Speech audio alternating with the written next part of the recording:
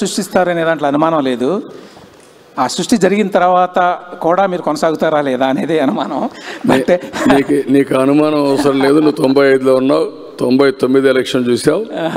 ఈరోజు నరేంద్ర మోడీ గారు 11 సంవత్సరాలుగా మూడో ఎలక్షన్ అయింది. 4వ ఎలక్షన్ కూడా రాసి పెట్టుకోండి. మళ్ళీ ఎన్డీఏనే వస్తుంది, దాంట్లో అనుమానం లేదు. ఈ దేశ భవిష్యత్తు కోసం ఎన్డీఏ రావాల్సిన అవసరం ఉంది. సార్, మీరు ఇప్పుడే సూపర్ సిక్స్ గురించి మాట్లాడారు, పథకాల గురించి.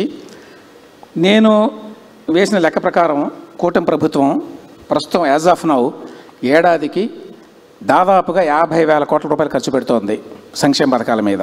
ఎందుకంటే అందులో బాహుబలి స్కీము ఉన్నది, ఎక్కువనే పెడుతున్నాను. అంటే మీరు ఈ 4-5 స్కీములే, ఇంకా చిన్న చిన్నవి చాలా ఉన్నాయి. నేను చెప్పేది పెద్ద స్కీములు 33,000 కోట్లు అవుతుంది ఏడాదికి. ఇది కాకుండా ఇంకా 2-3 స్కీములు మీరు ప్రవేశపెడతామని చెప్తున్నారు. అవి కూడా ప్రవేశపెడితే ఈ బడ్జెట్ అంటే సంక్షేమ బడ్జెట్ 1,00,000 కోట్లకు వెళ్ళేటువంటి అవకాశం ఉంది. 1,00,000 కోట్ల రూపాయలు అంటే మన బడ్జెట్ ఇప్పుడు పోయిన ఏడాది 3,30,000 అనుకుంటాను కోట్లు. 1,00,000 కోట్లు అంటే దాదాపు మూడో వంతు సంక్షేమం మీద పెడితే పెట్టగల సామర్థ్యం ఉన్నదా ఆంధ్రప్రదేశ్కి ఇవాళ వస్తున్న రెవెన్యూస్కి? అంటే అల్టిమేట్గా పబ్లిక్ ఏదైతే మేము చెప్పామో ఆ రోజు దాన్ని నిలబెట్టుకోవాల్సిన అవసరం ఉంది. అదే మరిగా అభివృద్ధి కూడా ప్యారల్గా తీసుకెళ్ళాలి. అందుకే అభివృద్ధికి నిధుల కొరత లేకుండా అనేకమైనటువంటి వినూత్న కార్యక్రమాలు ఆలోచిస్తున్నాం. ఈరోజు పీపీపీ మోడల్స్ ఉన్నాయి. ప్రపంచం మొత్తం ఫాలో అయ్యేది పీపీపీ మోడల్సే ఫాలో అవుతున్నారు. ఒక ఎయిర్పోర్ట్, ఒక పోర్ట్, ఒక రోడ్డు, ఒక టెలికాం, ఒక పవర్, ఒక కాలేజ్, అన్నిట్లో. దీనివల్ల 2 విధాల లాభం ఏంటంటే సంపద సృష్టించబడుతుంది, ప్రజలకు మెరుగైన వస్తువులు వస్తాయి, ప్రభుత్వానికి ఆదాయం పెరుగుతుంది. పెరిగిన ఆదాయాన్ని మళ్ళీ సంక్షేమ కార్యక్రమాలకు ఖర్చు పెట్టే పరిస్థితి వస్తుంది. అందుకే ఒకప్పుడు ఈజ్ ఆఫ్ డూయింగ్ బిజినెస్ అన్నాం, ఇప్పుడు స్పీడ్ ఆఫ్ డూయింగ్ బిజినెస్ గురించి మాట్లాడుతున్నాం.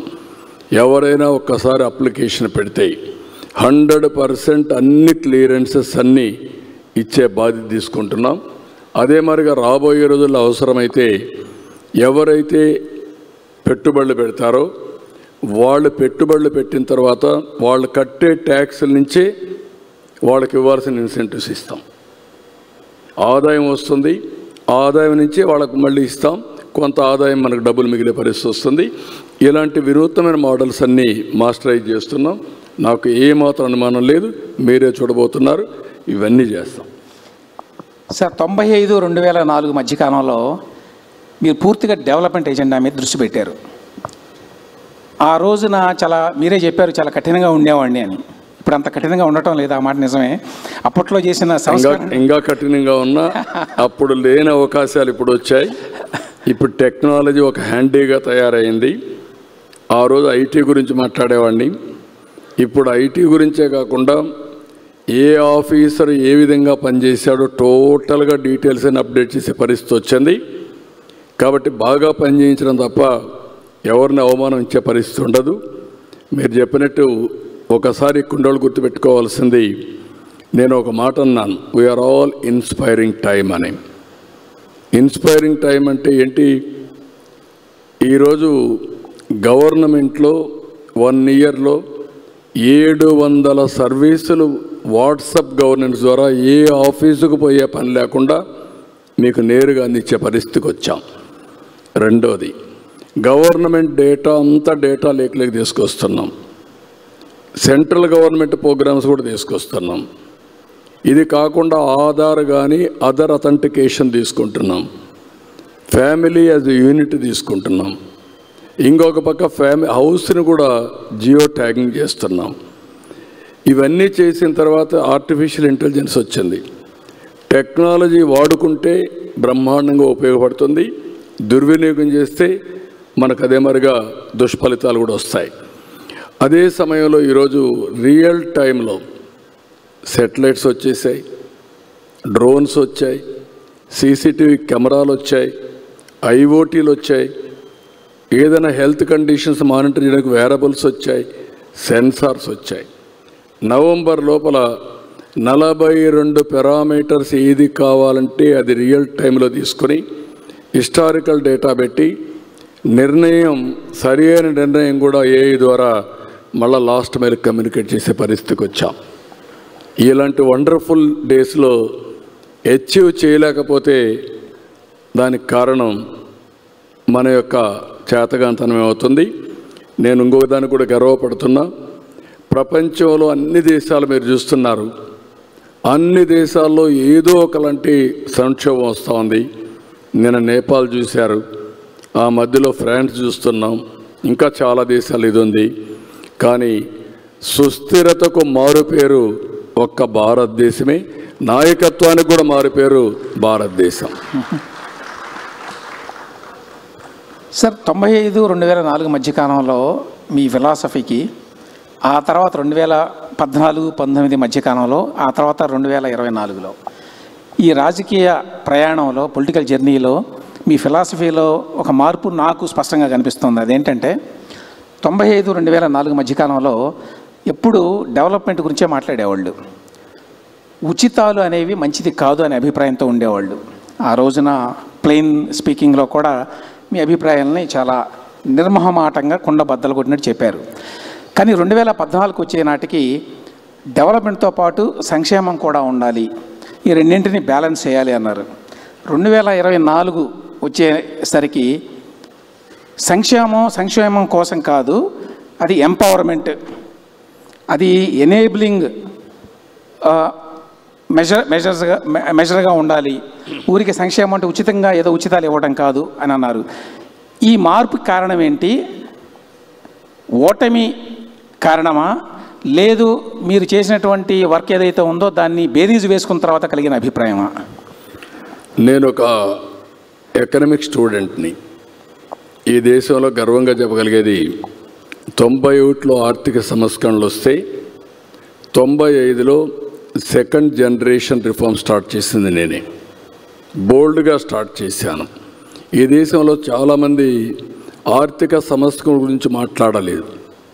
కానీ ఆ రోజు నేను చెప్పి ఇక్కడ మాట్లాడమే కాదు, ఫస్ట్ టైం దావోస్కు కూడా వెళ్ళి మేము ప్రపంచంలో ఎవరికంటే తక్కువ కాదు, మా దేశానికి రండి, పెట్టుబడులు పెట్టమని ఆహ్వానించాను. ఇలాంటివన్నీ చేశాం. ఈరోజు మీరు అన్నట్టు ఏంటంటే ఒక ఎకనామిక్ స్టూడెంట్గా ట్రికిల్ డౌన్ ఎఫెక్ట్, సంస్కరణలు తీసుకొస్తే సమర్థత పెరుగుతుంది, సంపద సృష్టించబడుతుంది, ఆటోమేటిక్గా అందరికీ ఆ సంపద అందుబాటులోకి వస్తుంది అనుకున్నాం. ఈరోజు జరిగేది మీరు చూస్తే కాలక్రమేణా P3 పబ్లిక్ ప్రైవేట్ పార్ట్నర్షిప్. ఒకప్పుడు ఒక ప్రాజెక్టు 50 కోట్ల ప్రాజెక్ట్ అంటే గొప్ప ప్రాజెక్టు. ఈరోజు 1,00,000 కోట్ల రూపాయలు పెట్టుబడులు పెట్టే పరిస్థితికి వస్తారు. ఒక ప్రాజెక్టు, ఒక స్టీల్ ప్లాంట్, ఒక BPCL, ఒక NTPC గ్రీన్ హైడ్రోజన్, గూగుల్, ఇవన్నీ కూడా 1,000 కోట్ల రూపాయలు ఖర్చు పెట్టే పరిస్థితికి వస్తున్నారు. అయితే ఇక్కడ వచ్చింది ఏంటంటే PPPలో సంపద సృష్టిస్తున్నాం, ప్రజలకు వస్తువులు క్రియేట్ చేస్తున్నాం, సంపద సృష్టించిన వ్యక్తులకు ఆదాయం పెరుగుతూ ఉంది. ఎవరైతే లాస్ట్ మైల్లో ఉన్నారో వాళ్ళ జీవన ప్రమాణాలు పెరగడం లేదు. నేను అందుకే ఇటీవల కాలంలో ఒకప్పుడైతే నేను పాపులేషన్ కంట్రోల్ గురించి మాట్లాడాను. ఆ రోజు ఉండే పరిస్థితుల్లో నేను కూడా క్యారీ అయ్యాం, అది వాస్తవం కూడా. 10 సంవత్సరాల్లో జనాభా నియంత్రణ చేశాం. ఈరోజు మనది రీప్లేస్మెంట్ లెవెల్ 2.1. ప్రతి ఒక్క దంపతులు జీవితకాలంలో 2.1కి సంతానం ఇస్తే స్టేబుల్గా పాపులేషన్ ఉంటుంది. దేశంలో 2.1 కంటే తగ్గే పరిస్థితి వచ్చింది. ఆంధ్రప్రదేశ్ 1.5కి వచ్చేసింది.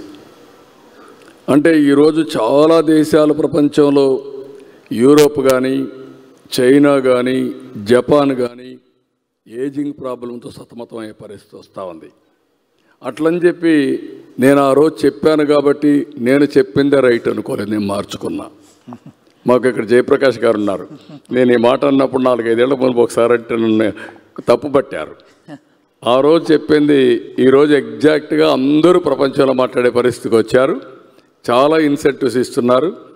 ఇది భారతదేశానికి 2047 వరకు ఈ జనాభా ఉంటుంది. ఈరోజు 143 కోట్ల జనాభా, ఇంకా 20 కోట్లు పెరుగుతుంది. ఆ తర్వాత తగ్గతా వస్తుంది. చైనా అప్పటికి 100 కోట్లకు వస్తారు. కాబట్టి ఇవన్నీ చూసినప్పుడు ప్రజలే మన ఆస్తి. ఆ ప్రజల్ని ఆధారంగా చేసుకొని మనం కానీ హ్యూమన్ రిసోర్స్ డెవలప్మెంట్ చేయగలిగితే ప్రపంచాన్ని శాసించే శక్తి ఒక్క భారతదేశానికే ఉంది. ఏ దేశం కూడా మనతో పోటీపడే పరిస్థితులు లేరు. ఇది చెప్పినప్పుడు మీకు అందరికీ ఆశ్చర్యంగా ఉంటుంది, కానీ 20 ఏళ్ళు 30 ఏళ్ళు మీరు చూసి చెప్పండి, ఇది జరుగుతుంది. That is my concept, that is my firm conviction. Go through all these things, it is going to happen. Sir, AP ఇప్పటికీ కూడా వ్యవసాయ ఆధారిత రాష్ట్రం. మనకి మ్యానుఫ్యాక్చరింగ్ బేస్ అంత ఎక్కువేం లేదు కంపేర్ చేస్తే కర్ణాటక, తమిళనాడు. అట్లాగే సేవారంగం కూడా లేదు. సేవారంగం ఉండాలంటే అర్బనైజేషన్ ఉండాలి, పట్టణీకరణ ఉండాలి. అమరావతి ఒకటి నిర్మాణం జరుగుతోంది, విశాఖపట్నం ఉంది, పెద్దపట్నం. ఇవి కాకుండా అందరూ అమరావతి రాలేరు, విశాఖపట్నం వెళ్ళలేరు. కాబట్టి ప్రతి ప్రాంతంలో అర్బన్ క్లస్టర్స్ ఉంటే కానీ అభివృద్ధి సాధ్యం కాదు, సేవారంగం పెరగదు, ఉపాధి పెరగదు అనేటువంటి అభిప్రాయం ఉంది. కాబట్టి ఎక్కువ అమరావతి మీద ఒక్కదాని మీదనే ఫోకస్ చేస్తున్నారు, మిగతా చోట్ల అర్బన్ డెవలప్మెంట్ గురించి దృష్టి పెట్టడం లేదేమో అనేటువంటి ఒక అనుమానం ఉందండి. విమర్శలు చేసేవాళ్ళు చాలామంది ఉంటారు, కానీ ఒక్క విషయం మీరు గుర్తుపెట్టుకోవాలి. నేను ఆ రోజు హైదరాబాద్ని అభివృద్ధి చేశాను, విజయవాడ మీద కూడా ఫోకస్ చేశాను, విశాఖపట్నం ఫోకస్ చేశాను, తిరుపతి, వరంగల్ 5 రీజనల్ సెంటర్స్ కూడా ఫోకస్ చేశాం. హైదరాబాద్ అభివృద్ధి అయ్యింది. దానికి కారణం ఇన్ఫ్రాస్ట్రక్చర్ కానీ అక్కడ ఉండే పరిస్థితులు కానీ ఒక సిటీలోనే వస్తాయి, ఎక్కడైనా సరే. ఇప్పుడు మీరు చూస్తే కర్ణాటక బెంగళూరు వచ్చింది, లేకపోతే చెన్నై తమిళనాడుకు వచ్చింది, హైదరాబాద్ తెలంగాణలో ఉంది. ఇలాంటి చూసినప్పుడు అన్ని ప్రాంతాల అభివృద్ధి కావాలి. కొన్ని ప్రాంతాలకు కొన్ని అడ్వాంటేజెస్ ఉంటే ఆటోమేటిక్గా అభివృద్ధి అవుతూ ఉంటాయి. అదే ఈరోజు చూస్తే 67% service sector Telangana, 67% service sector. కాబట్టి ఆదాయం జిఎస్టిపిలో 9.3%. అదే ఆంధ్రప్రదేశ్కి వస్తే 35% అగ్రికల్చర్, తెలంగాణ 14%. ఇక్కడ వచ్చే కొద్దికి మన ఆదాయం జిఎస్టిపిలో 6.3%. 3% జిఎస్టిపిలో రాష్ట్రానికి వచ్చే ఆదాయానికి డిఫరెన్స్ ఉంటుంది. సర్వీస్ సెక్టర్ మ్యాక్సిమం ఇన్కమ్ ఇస్తుంది. అందుకే ఆ రోజు నాలెడ్జ్ ఎకానమీకి వెళ్ళాం, అది నిజమని ప్రూవ్ అయింది. ఈరోజు విశాఖపట్నం, విజయవాడ, అమరావతి, తిరుపతి ఇలాంటి సిటీస్ అన్ని డెవలప్ చేసి మళ్ళీ ఐటీ కానీ, బ్యాంకింగ్ కానీ, ఇంకొక పక్కన టూరిజం కానీ, ఎడ్యుకేషన్, హెల్త్ ఇవన్నీ డెవలప్ చేస్తే మళ్ళీ మనకు ఆదాయం పెరిగే అవకాశాలు వస్తాయి. ఒక పక్క ఇవి చేస్తూనే వ్యవసాయం మేజర్గా ఉంటుంది. కాబట్టి వ్యవసాయ ఆధార పరిశ్రమలు కూడా వెళ్ళాలి, ఫుడ్ ప్రాసెసింగ్ కూడా వెళ్తే ఇది సాధ్యం అవుతుంది. దానికి నేను డీటెయిల్డ్గా తయారు చేసింది మీరు చూస్తే చాలా స్పష్టంగా తయారు చేశాం. రాబోయే రోజుల్లో ఏ విధంగా ఏ సెక్టర్ ఏ విధంగా ట్రాన్స్ఫర్మేషన్ రావాలనో దానికి డీటెయిల్గా తయారు చేసి ముందుకు పోతాను. సరే, మళ్ళీ మనం ఎక్కడ స్టార్ట్ చేసామో అక్కడికి వస్తాను. నెక్స్ట్ 5 ఇయర్స్లో అమరావతి, పోలవరం, అమరావతి ఫస్ట్ ఫేజ్, పోలవరం పూర్తవుతాయా? ఆ తర్వాత నెక్స్ట్ 5 ఇయర్స్లో ఏం పూర్తి చేద్దాం అనుకుంటున్నారు? అంటే క్వాంటమ్ వ్యాలీ ఇట్లాంటివి ఏమైనా ఉన్నాయా?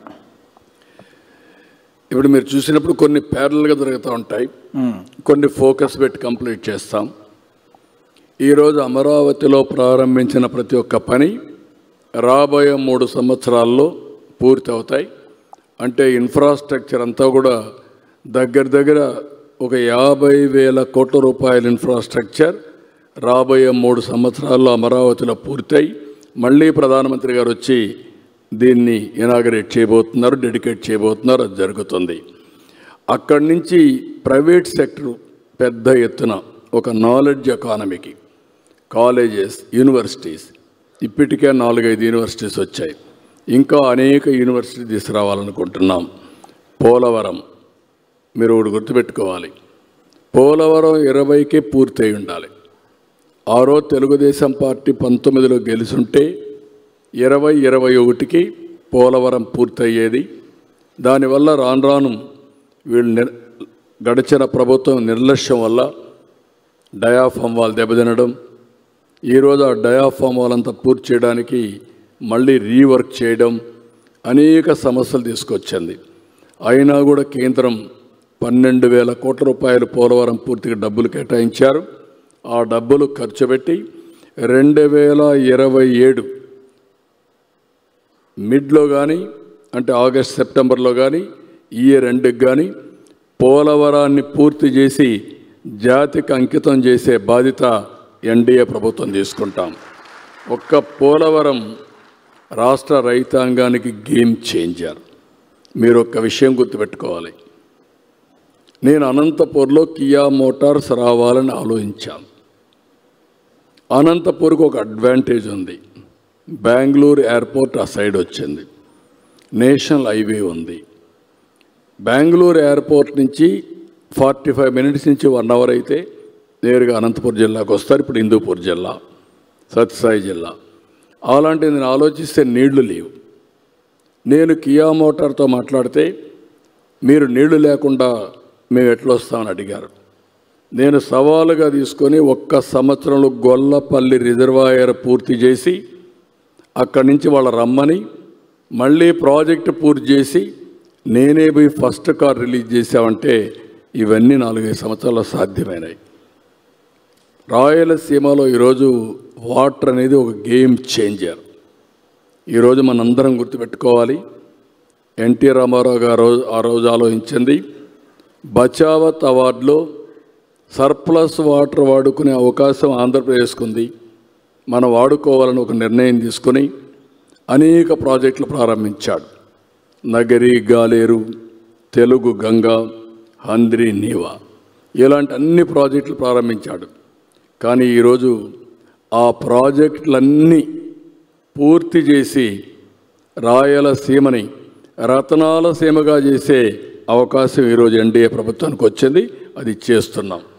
మీరు ఒక్క గేమ్ చేంజర్ చూస్తే మొన్నే 3,850 కోట్ల రూపాయల ఖర్చుతో 740 కిలోమీటర్లు కెనాల్ అంతా వెడల్పు చేసి 3,850 క్యూసెక్స్ ఆఫ్ వాటర్ తీసుకొచ్చి నేరుగా మల్యాల నుంచి కుప్పం వరకు నీళ్లు తీసుకొచ్చాం.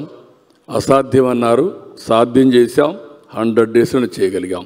అలాంటి ఫోకస్ అప్రోచ్ తీసుకొని ముందుకు పోతున్నాం. కాబట్టి ఇవన్నీ సాధ్యం అవుతాయి.